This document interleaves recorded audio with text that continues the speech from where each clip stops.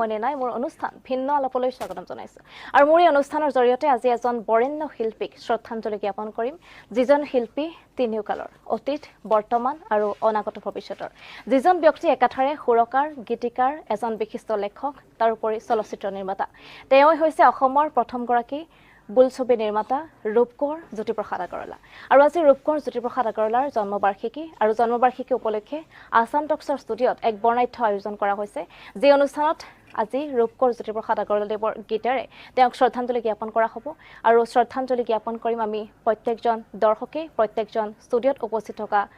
অতিথি কণ্ঠশিল্পী আৰু আমি জনাইছো মোৰ অনুষ্ঠানত আজি কেইবাগৰাকী অতিথি কণ্ঠশিল্পী উপস্থিত আছে প্ৰথমে তেওঁলোকক চিনাকি কৰাব বিচাৰিছো উপস্থিত আছে সামিমা বেগম নমস্কাৰ উপস্থিত আছে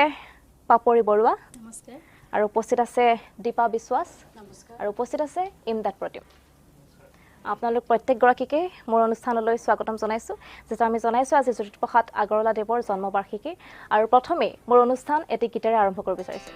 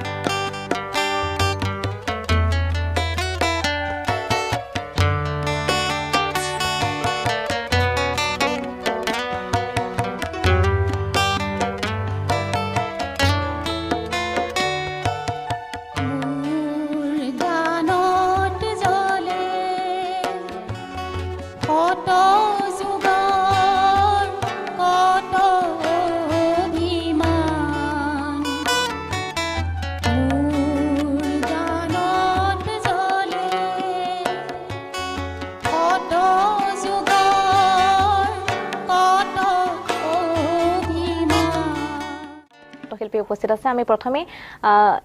দীপা বিশ্বাসৰ পৰা এটি গীত শুনিব বিচাৰিছো জ্যোতিপ্ৰসাদ আগৰৱালাদেৱৰ প্ৰথমতে মই ধন্যবাদ জনাইছো মোৰ অতি প্ৰিয় গীত এটি গাবলৈ চেষ্টাহে কৰিছো